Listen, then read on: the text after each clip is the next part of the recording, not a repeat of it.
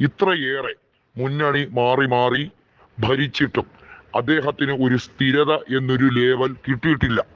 BJP കൂടെ ചേരും, അതുപോലെ മഹാഗഡ്ബന്ധന്റെ കൂടെ ചേരും, ആരുമായും ഐക്യ ജനതാദൾ എന്ന പാർട്ടി ചേരാൻ യാതൊരു മടിയുമില്ല എന്ന് നിതീഷ് കഴിഞ്ഞ 2 ദശാബ്ദത്തോളം കാലമായി തെളിയിച്ചുകൊണ്ടിരിക്കുന്നു.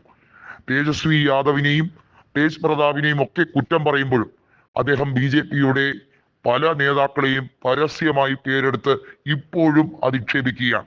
BJP നേതൃത്വത്തിന് ഒരിക്കലും ഇനി നിതീഷിന് മുഖ്യമന്ത്രി പദവി കൊടുക്കാൻ താല്പര്യമില്ല എന്ന് വളരെ വ്യക്തമായി അസന്നിഗ്ധമായി അറിയിച്ചു കഴിഞ്ഞിരിക്കുകയാണ്. എന്നിട്ടും നിതീഷ് എന്തുകൊണ്ടാണ് പെട്ടെന്നൊരു തീരുമാനത്തിലേക്ക് പോകാത്തത്? ഇപ്പോഴിതായി ബീഹാറിലെ ഇലക്ഷൻ സർവേ റിസൾട്ടുകൾ, അതായത് അഭിപ്രായ സർവേ റിസൾട്ടുകൾ വിവിധ മാധ്യമങ്ങൾ പ്രസിദ്ധീകരിച്ചു കഴിഞ്ഞിരിക്കുന്നു. ഇന്ത്യ ടുഡേയുടെയും അതുപോലെ തന്നെ നിരവധിയായ ദേശീയ മാധ്യമങ്ങളുടെയും സർവേ ഫലങ്ങൾ പുറത്തു വരുമ്പോൾ ഇഞ്ചോടിഞ്ച് മത്സരം പ്രവചിക്കപ്പെടുകയാണ്. അതിൽ നേരിയ മുന്നേറ്റം NDAക്ക്, അതായത് BJP നേതൃത്വം നൽകുന്ന സഖ്യത്തിനാണ് എന്ന് പ്രവചിക്കപ്പെടുമ്പോഴും ബീഹാറിലെ വോട്ട് ചോരി യാത്ര, അതുപോലെ തന്നെ വലിയ തോതിൽ അവിടെ പ്രതിപക്ഷ നേതൃത്വം ഉണ്ടാക്കിയെടുത്ത ഓളം, അത് അത്ര പെട്ടെന്നൊന്നും ജനങ്ങളുടെ മനസ്സിൽ നിന്നും ആയില്ല എന്ന് ഉറപ്പാണ്.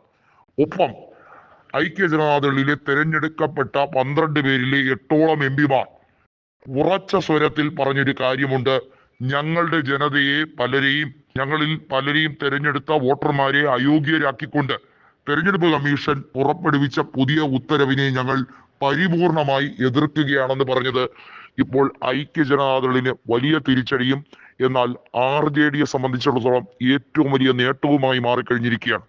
ലാലു പ്രസാദ് യാദവിന്റെ മകനായ 35-കാരൻ തേജസ്വി യാദവ് ഏറ്റവും മികച്ച രീതിയിൽ ബീഹാറിൽ മുഖ്യമന്ത്രി സ്ഥാനത്തേക്ക് പരിഗണിക്കപ്പെടുന്ന നേതാവാണ്. 46% പേരാണ് തേജസ്വിയുടെ പേര് ഏറ്റവും വ്യക്തമായി മുഖ്യമന്ത്രി സ്ഥാനാർത്ഥിയാകാൻ ഏറ്റവും യോഗ്യതയുള്ള ആൾ, തൊഴിൽ ഉറപ്പ് കൃത്യമായി ഇദ്ദേഹം ഭരണത്തിൽ വന്നാൽ നടപ്പിലാക്കും എന്നതും ആ സംസ്ഥാനത്തെ ഭൂരിഭാഗം യുവാക്കളുടെയും വിശ്വാസ്യത തേജസ്വിക്ക് കിട്ടിയിരിക്കുന്നു എന്നുള്ളതും നിതീഷിനെ സംബന്ധിച്ചിടത്തോളം വലിയ രീതിയിൽ തിരിച്ചടിയാണ്. ഇനിയും കടൽ കിഴവനെ പോലെ ആ കസേരയിൽ അള്ളിപ്പിടിച്ചിരിക്കാതെ ഇറങ്ങിപ്പോകൂ എന്ന് ഒരേ സമയം തന്നെ സ്വന്തം പാർട്ടിക്കാരും സംഘപരിവാറുകാരും അതുപോലെ പ്രതിപക്ഷവും പറയുകയാണ്.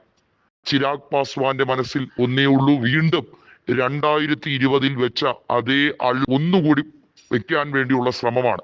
ചിരാഗിനെ സംബന്ധിച്ചിടത്തോളം സീറ്റുകൾ ഏറെ ചോദിച്ചിരിക്കുന്നു. എന്നാൽ BJP പറയുന്നത് തങ്ങളുടെ അക്കൗണ്ടിൽ നിന്നും തരാൻ നിർവാഹമില്ല. വലിയ ട്വിസ്റ്റുകളാണ് ഇപ്പോൾ ബീഹാറിൽ ഉണ്ടാകുന്നത്.